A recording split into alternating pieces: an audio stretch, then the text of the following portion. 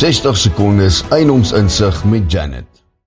Hallo, ek is Janet Becker, kennis gee selfvertroue.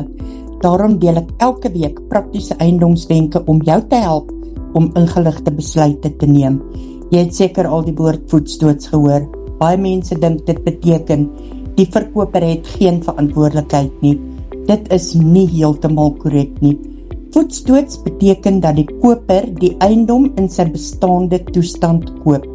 Daarom is jou besigtiging en die openbaarmaking vorm so belangrik.